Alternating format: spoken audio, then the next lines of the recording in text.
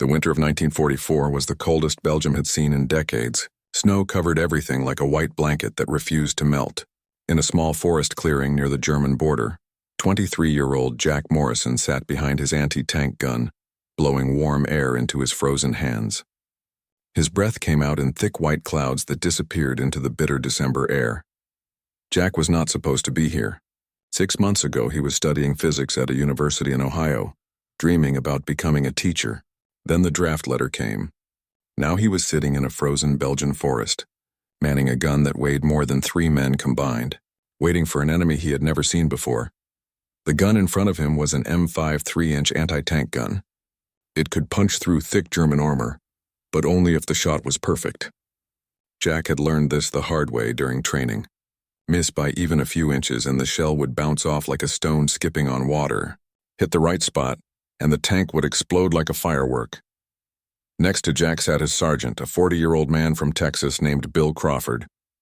Crawford had fought in World War I and had seen more death than any man should see in a lifetime. He did not talk much. When he did talk, everyone listened. Crawford believed in 3 things: following orders, keeping your gun clean, and never trusting the weather. Their position overlooked a valley that stretched for 2 miles. A single dirt road cut through the middle of the valley like a scar. On both sides of the road, farmers had planted crops during peacetime. Now those fields were covered in snow and landmines. The American Army had planted hundreds of mines on both sides of the road to force any German tanks to stay on the narrow path. It was a trap, but nobody knew if the Germans would take the bait. Jack had been studying this valley for 3 days. While other soldiers played cards or wrote letters home, Jack sat with his notebook and drew. He drew the road, the hills, the stone walls that farmers had built 100 years ago. He measured angles with a piece of string and a rock. He calculated distances by counting his steps. His notebook was filled with numbers, diagrams, and equations that looked like homework from his physics class. Crawford thought Jack was wasting his time. "Boy, when those tanks come, you won't have time to do math," he had said yesterday. You point, you shoot, you pray. That's all there is to it. But Jack could not stop himself. Something about the valley bothered him. The way the road curved, the way the stone walls reflected sound, the way the ground was frozen so hard that it felt like concrete. In his mind, he saw something that nobody else saw. He saw angles.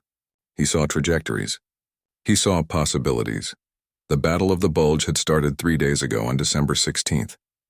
Hitler had launched a massive surprise attack through the Ardennes forest, trying to split the American and British armies in half. Thousands of German soldiers and hundreds of tanks were pushing west, trying to reach the coast. The American army was caught completely off guard. Some units were surrounded. Some were destroyed. Some were running for their lives. Jack's unit was part of the defensive line trying to stop the German advance. They had been told to hold this valley at all costs. If the Germans broke through here, they could reach the supply lines that kept the entire American army fed and armed. Losing this position meant losing the war, at least according to the officers. But holding the position was easier said than done. Jack's unit had only 6 anti-tank guns and about 50 soldiers. They had limited ammunition because the supply trucks could not get through the snow. They had no air support because the winter clouds were too thick for planes to fly. They were alone, cold, and scared. Intelligence reports said a German Panzer division was moving through the forest to the east. Panzers were the pride of the German army. These were not the light tanks that Jack had trained against. These were Panzer IVs and Panthers, massive steel monsters with guns that could destroy an American tank from a mile away. Their armor was so thick that regular bullets bounced off like rain. Only a perfect shot from an anti-tank gun could stop them, and even then, you needed luck. Jack had never seen a real Panzer. He had seen pictures in training manuals. He had seen destroyed ones by the side of the road, but he had never faced one in battle. The thought made his stomach tight with fear. What if he missed? What if his calculations were wrong? What if Crawford was right and all his studying was just a waste of time? As the sun began to set on December 19th, Crawford stood up and stretched his back. "Get some sleep, Morrison," he said. "I'll take first watch. If those Germans come tonight, I'll wake you up." Jack nodded but did not move. He stared at his notebook one more time, looking at the diagrams he had drawn. The angles, the distances, the ricochet possibilities. In his gut, he felt something that he could not explain with physics or math. He felt that tomorrow would change everything. He was right. Tomorrow, Jack Morrison would make a decision that would save hundreds of American lives, destroy an entire German tank column, and almost get him executed for disobeying orders. But tonight he was just a cold, scared boy from Ohio, sitting in the snow wondering if he would live to see Christmas. The fog came at dawn like a living thing. It rolled down from the hills and filled the valley until Jack could barely see 20 feet in front of him. The temperature had dropped during the night, and everything was covered in a layer of ice that sparkled in the weak morning light. Jack's fingers were so cold that he could barely feel them. He had been on watch for 2 hours, and Crawford was still sleeping under a blanket near the gun position. December 20th, 1944, the 4th day of the Battle of the Bulge. Radio reports during the night had been terrifying. The Germans had pushed deeper into American lines than anyone had expected. The town of Bastogne was surrounded. The 106th Infantry Division had been destroyed. Thousands of American soldiers were dead, wounded, or captured. The news kept getting worse. Jack stamped his feet to keep the blood moving and took another sip of cold coffee from his canteen. The coffee tasted like dirt, but it was all they had. He stared into the fog, listening. Everything was quiet except for the sound of his own breathing and the distant rumble of artillery fire to the north. Then he heard it. A sound that made his blood freeze, the deep mechanical growl of diesel engines, tank engines, many of them, coming from the east, exactly where the intelligence report said they would come. Jack grabbed Crawford's shoulder and shook him hard. "Sergeant, tanks!" "I hear tanks." Crawford was awake instantly. Years of combat had trained him to wake up ready for action. He listened for 3 seconds, then his face went pale. Jesus Christ, that's a lot of them. He grabbed the radio handset and started calling for artillery support. "Fire control, this is position 7. We have multiple enemy tanks approaching from the east. Requesting immediate artillery support, over. Static. Nothing but static." Crawford tried again. Still nothing. He slammed the handset down. Damn radio's not working. They must be jamming our signal. He looked at Jack with hard eyes. "We're on our own, boy. Get the others up, now." Jack ran to wake the other soldiers while Crawford loaded the anti-tank gun. Within 2 minutes, all 6 gun crews were at their positions watching the fog. The sound of the tank engines was getting louder, closer. Jack estimated they were less than half a mile away now. Then the fog shifted, and Jack saw them. At first, they looked like gray ghosts moving through the mist. Then the shapes became clearer. Tanks. Huge German tanks rolling down the road in a tight column. Jack counted quickly. 1, 2, 3. He stopped counting at 10. There were more behind those. Maybe 15 tanks total, maybe more. These were not the light tanks from training. These were the real monsters. Panzer IVs with long 75mm guns. Panthers with sloped armor that could deflect almost any shot. They moved slowly but steadily, like prehistoric beasts hunting for prey. The ground shook with each movement. Black smoke poured from their exhaust pipes. Crawford was already looking through his gun sight, calculating range and windage. "Morrison, you see that lead tank? The big Panther in front? When I give the order, you put a round right through his front armor. Aim for the driver's hatch. That's the weak spot." But Jack was not looking at the lead tank. He was looking at the formation. The tanks were moving in a single-file column because the road was narrow and the fields on both sides were mined. They could not spread out. They could not maneuver. They were trapped in a line like ducks in a shooting gallery. Jack's mind was racing. He remembered his physics professor talking about angles of incidence and reflection. He remembered dropping rocks on frozen ponds as a kid and watching them skip across the ice. He remembered the stone walls in the valley and how sounds echoed off them in strange ways. And suddenly, everything in his notebook made sense. The frozen ground was as hard as concrete. The stone walls were positioned at perfect angles. If he fired at the right spot at the right angle, the armor-piercing shell would not just hit one tank. It would ricochet. It would bounce. It would hit tanks from angles where their armor was thin. But to do this, Jack would have to disobey orders. Instead of firing at the lead tank like Crawford commanded, he would have to fire at the ground in front of it. And if he was wrong, if his calculations were off by even a few degrees, the shell would miss completely. The Germans would destroy their position. Everyone would die. Crawford was shouting now. Morrison. Load armor piercing. Prepare to fire on my command. Jack loaded the shell with shaking hands. Through the gun sight, he could see the lead Panther clearly now. It was 300 yards away. 250. 200. The tank's main gun was rotating, searching for targets. Range 200 yards.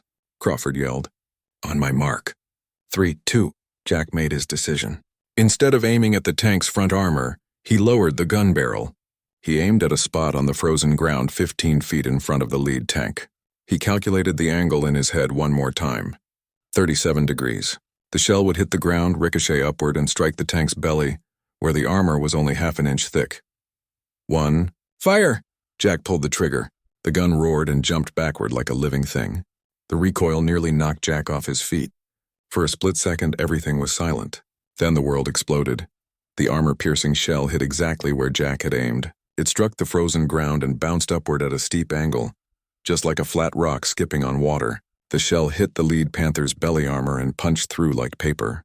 Inside the tank, the shell hit the ammunition storage. The explosion was enormous. The Panther's turret flew 30 feet into the air, spinning like a coin.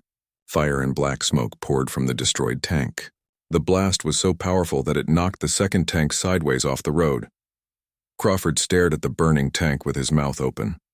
What the hell did you just do? Jack did not answer Crawford's question because there was no time. The second Panzer IV was trying to reverse away from the burning lead tank, but the road was too narrow. The third tank in line was pushing forward, trying to go around.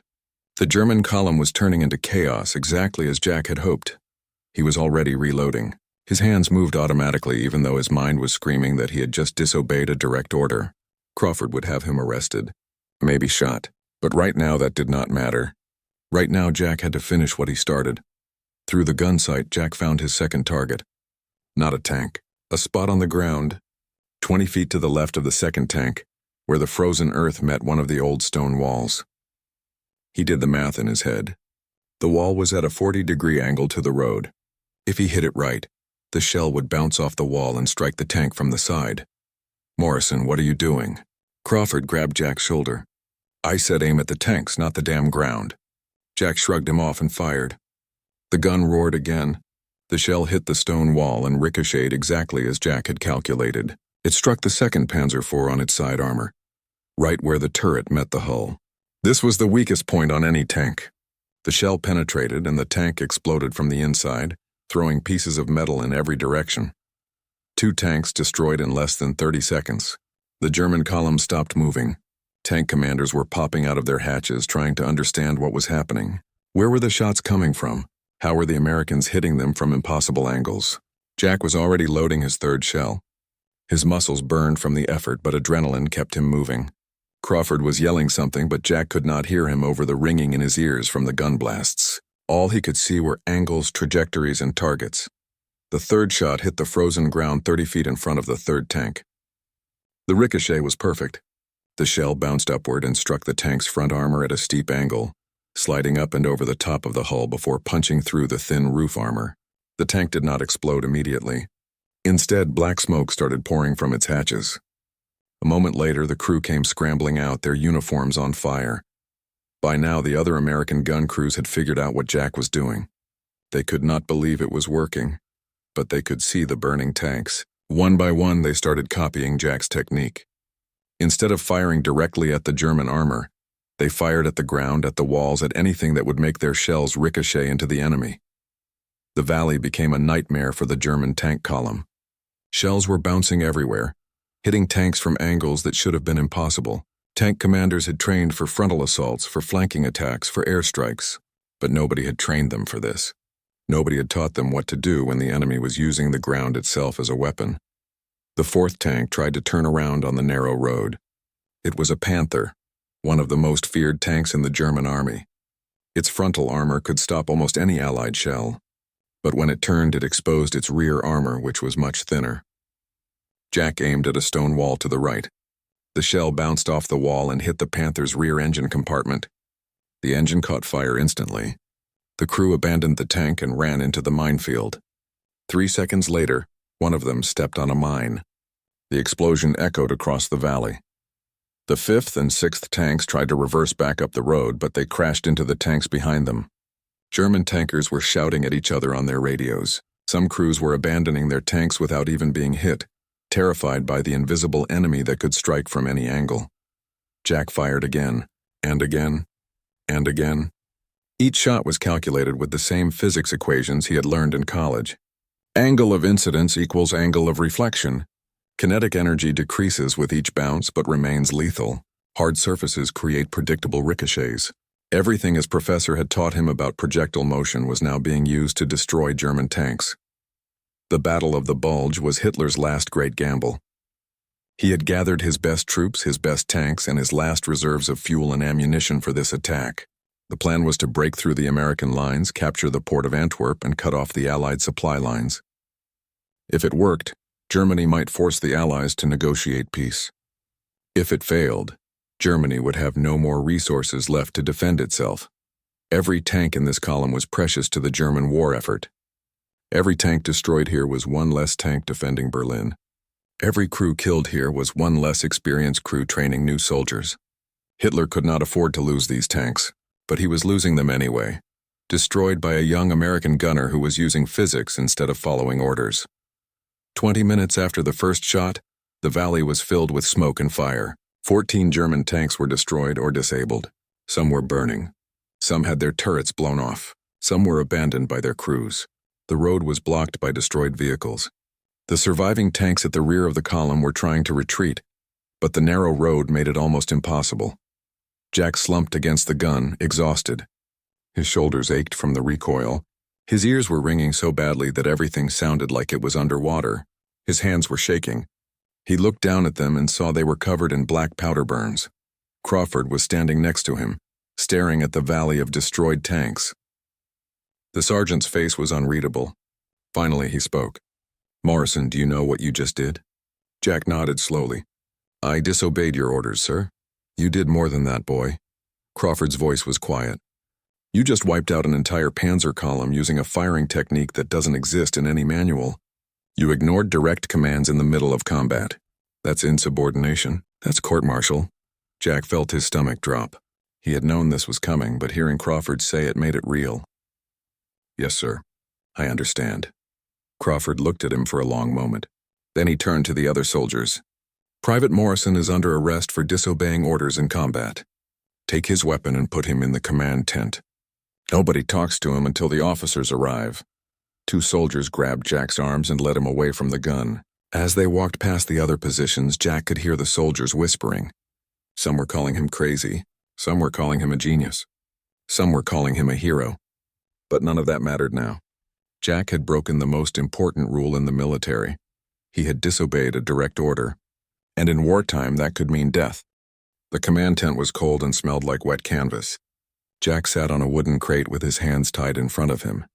Not because he was dangerous, but because that was the regulation for prisoners. 2 guards stood by the entrance, their rifles ready. They did not look at Jack. Nobody wanted to look at him. Outside, Jack could hear the sounds of celebration. The soldiers were cheering, laughing, congratulating each other on holding the position. They had stopped an entire German Panzer column with minimal casualties. It was the kind of victory that would be talked about for years. But Jack, the man who had made it possible, sat alone in a tent waiting to learn if he would be executed. Military law during World War II was clear and brutal. Disobeying orders in combat was one of the most serious crimes a soldier could commit. The punishment could range from prison time to execution by firing squad. The army needed discipline. If soldiers could ignore orders whenever they wanted, the entire military structure would collapse. It did not matter if Jack's disobedience had worked. What mattered was that he had broken the chain of command. An hour later, Lieutenant James Parker arrived at the position. Parker was a 30-year-old West Point graduate from Virginia who had earned a Silver Star during the invasion of Normandy. He was known as a fair officer, but also a strict one who believed in following regulations. When he heard about the destroyed Panzer column, he came immediately to inspect the battlefield and congratulate the men. Then Crawford told him about Jack. Parker entered the tent with his face set in hard lines. He dismissed the guards and sat down on a crate across from Jack. For a long moment he said nothing. He just studied Jack like he was trying to solve a difficult puzzle. "Private Morrison," Parker finally said, "I've been an officer for 8 years. I've seen brave men and cowards. I've seen heroes and criminals. But I've never seen anything like what you did today." He paused. "Sergeant Crawford tells me you deliberately disobeyed his direct order to fire at the lead tank. Is that true?" "Yes, sir," Jack said quietly. "He also tells me you destroyed 14 German tanks using some kind of ricochet technique that doesn't appear in any training manual. Is that also true?" "Yes, sir." Parker leaned back and rubbed his face with both hands. "Son, you've put me in an impossible situation. By regulation, I should have you arrested and sent back for a court-martial. Disobeying orders in combat is a serious offense. Men have been executed for less." Jack's throat felt tight, but he forced himself to speak. "I understand, sir. I knew what I was doing was against orders, but I saw something that nobody else saw. The formation, the terrain, the physics of it. If I had followed orders and shot at the lead tank's front armor, the shell probably would have bounced off. The other tanks would have spread out and destroyed our position. Everyone would have died. So you decided your judgment was better than your sergeant's judgment?" Parker's voice was sharp. "No, sir. I decided that math doesn't lie. Physics doesn't lie. The angles were perfect. The ground was frozen hard enough. The walls were positioned right. It had to work." Parker stood up and started pacing. "Where did you learn to calculate ricochets like that?" "That's advanced ballistics. That's engineer-level mathematics. I was studying physics at Ohio State University before I was drafted, sir. My professor specialized in projectile motion and impact dynamics. He used to make us calculate how artillery shells would behave under different conditions. I applied what I learned." Parker stopped pacing and stared at Jack. "You're telling me you learned this in college? They taught you how to ricochet anti-tank shells in a physics class?" "Not exactly, sir. They taught me the principles. I figured out the application myself." Jack hesitated, then continued. "I've been studying this valley for 3 days. I measured everything. The angles of the walls, the hardness of the ground, the trajectory patterns. I filled a whole notebook with calculations. I knew it would work. I just needed the chance to try it." "The chance to try it," Parker repeated slowly. "Morrison, you do understand that trying a new technique in the middle of combat is not how the military works? We test things in training. We develop doctrine. We don't experiment with men's lives on the battlefield." "Yes, sir. But there was no time for testing. The tanks were coming. We were going to lose the position. I had to make a choice." Parker sat down again and pulled out a cigarette. He lit it and took a long drag, thinking. The smoke drifted up toward the canvas ceiling. "The rules are clear, Morrison. I should have you in chains right now. But the situation is complicated. You didn't just save your position. You destroyed a significant German armored force. Intelligence reports say that was part of the 116th Panzer Division. Those were some of Germany's best tanks and crews. Losing them is a serious blow to their offensive." Jack did not say anything. He knew better than to speak when an officer was thinking out loud. "Here's my problem," Parker continued. "If I court-martial you, I'm punishing a soldier who achieved an extraordinary victory. The newspapers would love that story. Army arrests hero who saved American position. It would be a public relations nightmare. But if I don't court-martial you, I'm telling every soldier in this army that it's okay to ignore orders if you think you know better. That's a dangerous precedent." The tent flap opened and Crawford entered. He saluted Parker. "Sir, I need to speak with you about Private Morrison." "Go ahead, Sergeant." Crawford glanced at Jack, then back at Parker. "Sir, I was wrong. I gave Morrison a direct order to fire at the lead tank's front armor. That was standard procedure. But it was also the wrong tactical decision. If he had followed my order, that shell probably would have bounced off the Panther's frontal armor. We would have wasted ammunition, revealed our position, and gotten overrun. Morrison saw something I didn't see. He made the right call even though it meant disobeying me." Parker raised an eyebrow. "Sergeant, are you saying you support Morrison's insubordination?" "No, sir. I'm saying he was right and I was wrong. There's a difference between insubordination and battlefield innovation. Morrison didn't disobey orders because he was scared or confused. He disobeyed orders because he had a better plan and the knowledge to execute it." Parker stubbed out his cigarette.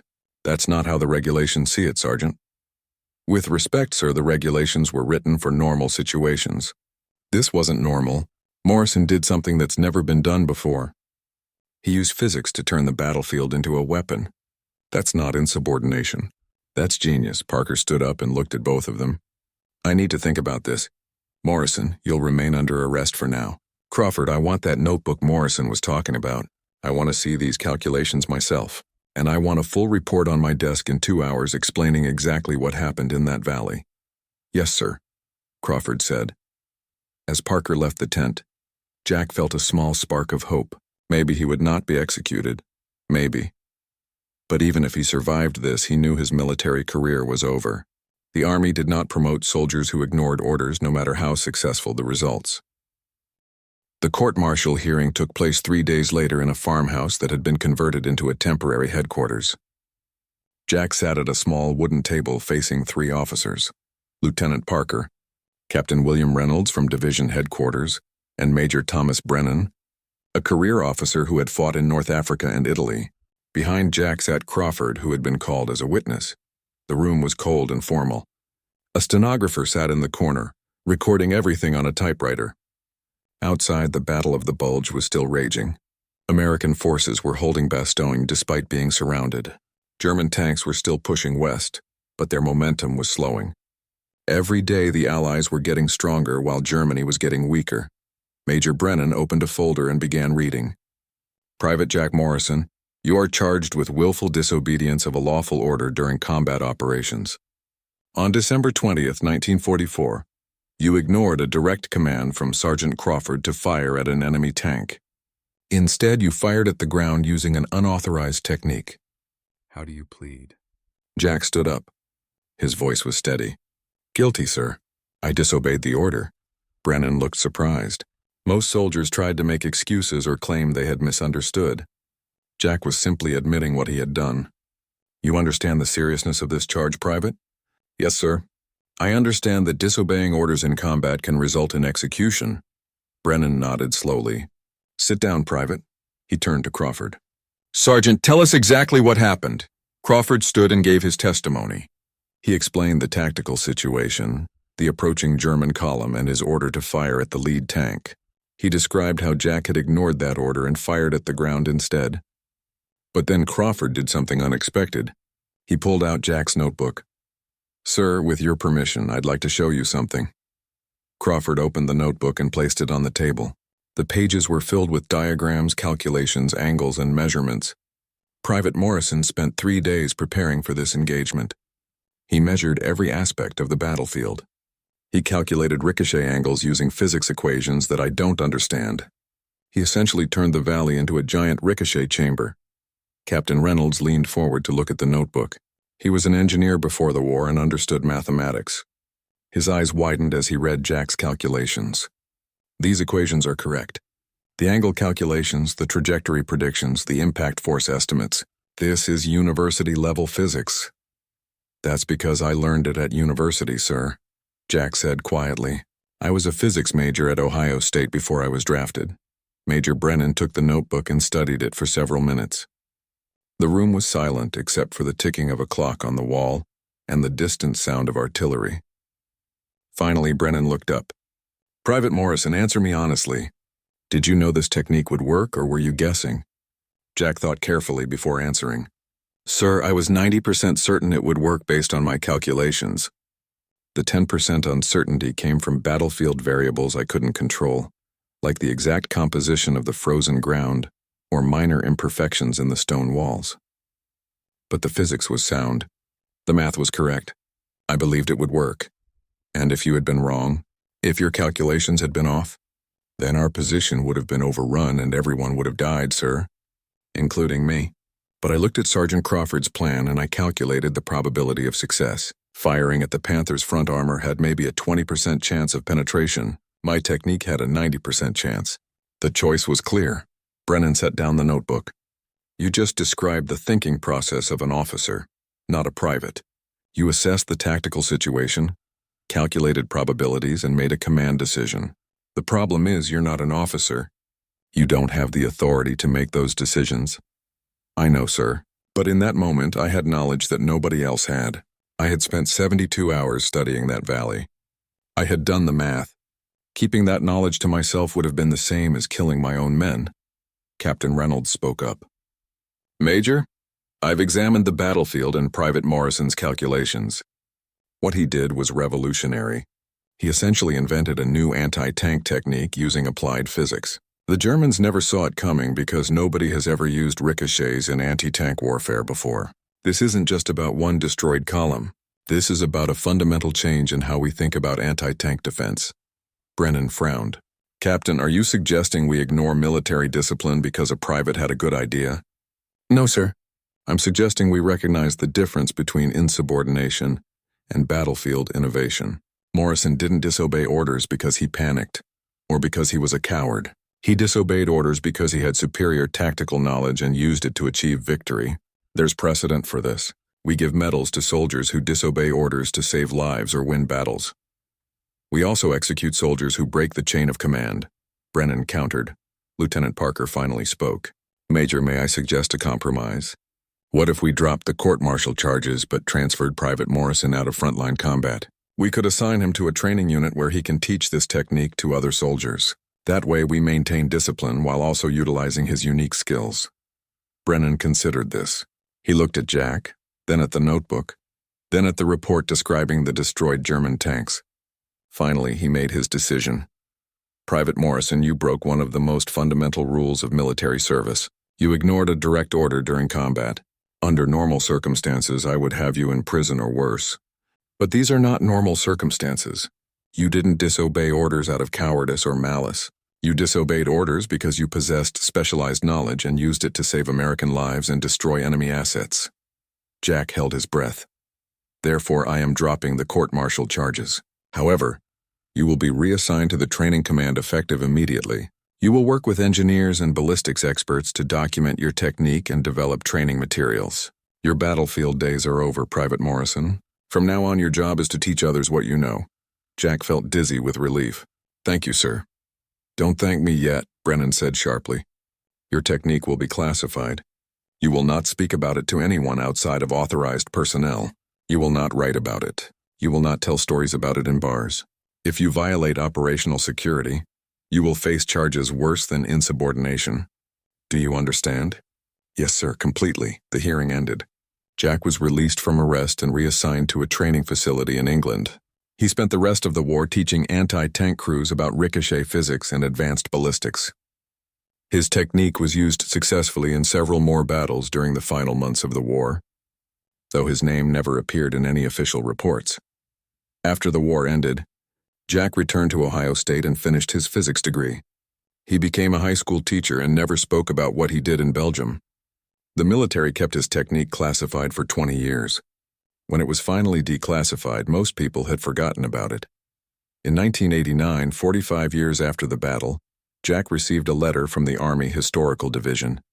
They were preparing a comprehensive study of anti-tank warfare during World War II and had discovered his contribution.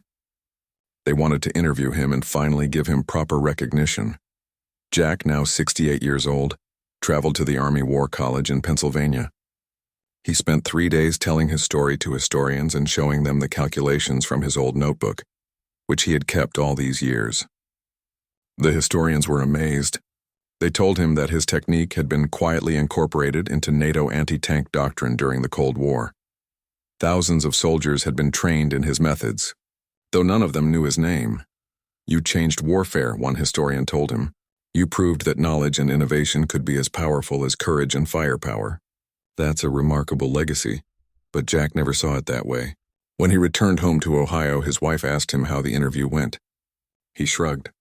I did what I had to do. Any physics student could have done the same if they had been there. That Christmas, Jack received a package from the Army. Inside was a Bronze Star for Valor, awarded retroactively for his actions on December 20th, 1944. There was also a letter from the Secretary of the Army thanking him for his service and his innovation. Jack hung the medal in his study but never displayed it prominently. When his students asked about his time in the war, he told them simple stories about being cold and scared. He never mentioned the 14 destroyed tanks or the court-martial or the technique that changed anti-tank warfare. He died in 2003 at the age of 82. At his funeral, A young Army officer appeared in dress uniform and requested permission to speak. He told the gathered mourners that Jack Morrison had saved countless lives during the war, and after through his innovations. The officer presented Jack's family with an American flag and saluted the coffin. In Belgium, the valley where Jack fought has been preserved as a historical site. Small plaques mark where each German tank was destroyed. Visitors can walk the battlefield and see the stone walls and the road where it all happened. But there is no mention of Jack Morrison. His name was deliberately left out of the historical markers to avoid glorifying insubordination. Perhaps that is fitting. Jack never wanted glory or recognition. He just wanted to use his knowledge to save lives. In the end, he succeeded beyond anyone's expectations, proving that sometimes the greatest heroes are the ones who think differently, even when it means breaking the rules.